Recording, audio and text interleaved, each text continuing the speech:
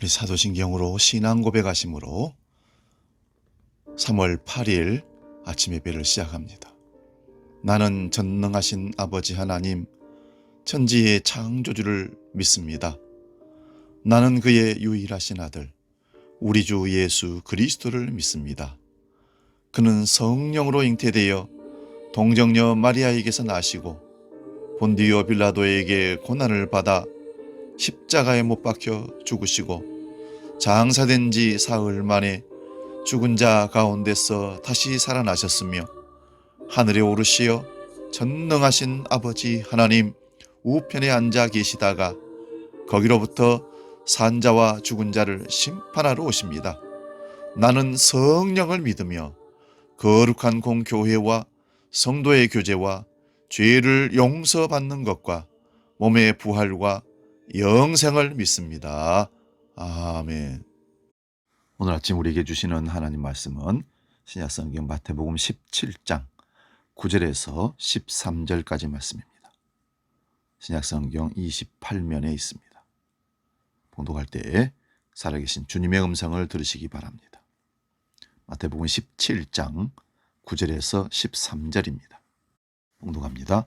그들이 산에서 내려올 때에 예수께서 명하여 이르시되 인자가 죽은 자 가운데서 살아나기 전에는 본 것을 아무에게도 이르지 말라 하시니 제자들이 물어 이르되 그러면 어찌하여 서기관들이 엘리야가 먼저 와야 하리라 하리이까?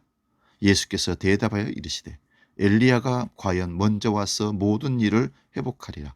내가 너희에게 말하노니 엘리야가 이미 왔으되 사람들이 알지 못하고 임의로 대우하였도다. 인자도 이와 같이 그들에게 고난을 받으리라 하시니 그제서야 제자들이 예수께서 말씀하신 것이 세례 요한인 줄을 깨달으니라. 아멘. 봉독한 말씀으로 깨닫지 못하는 사람들이란 제목으로 말씀 상고합니다. 깨닫지 못하는 사람들.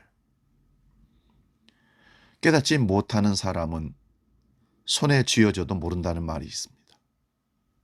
예수님의 제자들은 늘 예수님께 말씀을 깨닫지 못한다고 책망을 들었던 적이 많습니다. 바로 앞장 마태복음 16장에서는 가이사라 빌립보에서 베드로의 신앙 고백이 있었습니다. 그때 주는 그리스도시요 살아계신 하나님의 아들이라는 고백을 예수님께 신앙 고백함으로 큰 칭찬을 듣습니다. 바요나 시몬아 네가 복이 있도다. 이것을 알게 하신 이가 혈육이 아니라 하늘에 계신 내 아버지께서 알려주셨다 하셨습니다. 그 말씀 후에 예수님이 나는 맨날 못되어서 예루살렘에서 잡혀서 십자가를 지고 죽을 것이다. 갑자기 고백함으로 말미암아 베드로는 다시 혼란에 빠지게 됩니다. 그리고 오늘 본문 말씀 변화산 사건을 통해 제자들은 예수님이 누군지 또 하나님께서 알려주심으로 듣게 됩니다. 제자들 중에는 변화산에서 보았던 예수님의 영광스러운 모습과 하늘에서 음성이 들렸던 하나님의 음성으로 예수님 도대체 이분은 누구실까? 혼란스러웠을 것입니다. 스승의 정체가 무엇일까? 메시아일까? 아니면 사람들의 말처럼 정치적인 혁명을 일으킬 어떤 지도자일까? 여러 가지 복잡한 생각들이 제자들을 혼란스럽게 만들었던 것이 사실입니다. 바로 앞장 16장에서 예수님이 갑자기 고난받고 죽으실 것을 예고하시니 십자가가 도대체 뭐고 메시아는 왜 고난을 당하며 왜 죽어야 되는가? 우리와 함께 승승장구하며 예루살렘에서 나라를 정복하고 그래서 왕위를 가지고 이 세상을 다스려야 되는 것이 아니겠는가? 그렇게 혼란스러워할 때 또 이번에는 변화산에서 놀라운 영광스러운 모습을 보는데 도대체 어떻게 선생님을 예수를 이해를 해야 할 것인가? 예수님은 확실히 구세주로 이 땅에 오신 하나님의 아들이 맞는 걸까? 변화산에서는 조금 확신이 왔었습니다. 그런데 예수님께서는 빨리 다시 산에서 내려가자고 하십니다. 제자들도 내려가자 하는 이유가 빨리 가서 예수님이 누구신지를 알리란 얘기인가? 혹시 생각했을지도 모르겠습니다. 베라산에서 보았던 예수님의 모습이 너무 환상적이고 너무 그곳이 좋아서 베드로가 초막 셋을 짓고 살자고 했던 그곳인데 이제 예수님이 빨리 산에서 내려가자고 합니다. 그때 제자들은 또 생각했을 겁니다. 아, 빨리 내려가서 이 봤던 모든 것들을 빨리 가서 알려드리자. 사람들에게 예수님이 누군지 자랑하자 생각했을지도 모릅니다. 예수님께서는 그런 제자들의 마음을 읽으셨는지 산에서 내려오시면서 제자들에게 오늘 있었던 변화산에서 보았던 모든 것들을 함구령을 내리게 됩니다. 9절 말씀 봅니다. 인자가 죽은 자 가운데서 다시 살아나기 전에는 본 것을 아무에게도 이르지 말라. 제자들은 도무지 이해가 되지 않습니다. 제자들이 이해되지 않는 또 한 가지는 서기관들의 가르침대로라면 엘리야가 먼저 오고 그런 다음에 메시아 예수님이 오셔야 하는 것인데 자기들이 본 것은 예수님이 먼저 오셔서 자기들을 불러 제자를 삼으시고 한참을 그렇게 사역하시다가 변화산에서 엘리야를 만났으니 예수님이 먼저 오시고 엘리야가 늦게 온 이유에 대해 궁금했습니다. 그래서 예수님께 질문을 합니다. 10절 말씀 봅니다. 제자들이 물어 이르되 그러면 어찌하여 서기관들이 엘리야가 먼저 와야 하리라 하나이까? 이처럼 예수님의 제자들은 예수님과 가장 가까이에서 동고동락하면서 예수님을 따라다녔으면서도 예수님에 대해 제대로 깨닫지 못하고 있었다는 것입니다. 예수님은 제자들이 생각하는 그런 정치적 행명가가 아니셨습니다. 그래서 변화산에서의 일을 말하지 말라고 하신 겁니다. 마태복음 14장에서 오병이어의 사건이 있었을 때도 예수님의 능력을 본 사람들은 예수님을 자기들의 임금으로 삼으려고 야단 법석을 떨었던 것입니다. 그런데 변화산에서 있었던 일들을 제자들이 만약에 알고 사람들에게 또 이 얘기를 하게 된다면 사람들은 더욱 난리가 났을 것입니다. 예수님께서 피하신다고 될 일이 아니었던 것입니다. 그렇게 되면 예수님께서 이 땅에서 감당하셔야 할 사역이 방해될 수밖에 없는 것입니다.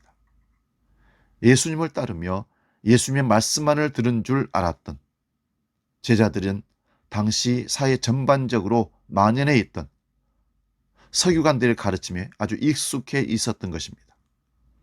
당시의 서기관들은 말라기 4장 5절에서 여호와의 크고 두려운 날이 이르기 전에 내가 선지자 엘리야를 너에게 보내리니 이 예언을 인용해서 메시아가 오기 전에 반드시 엘리야가 먼저 와서 이스라엘을 회복시킬 것이라고 주장했던 것입니다.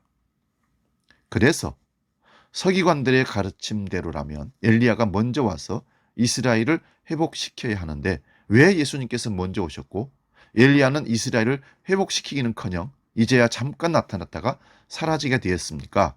이게 어떻게 됐냐고 질문을 했던 것입니다.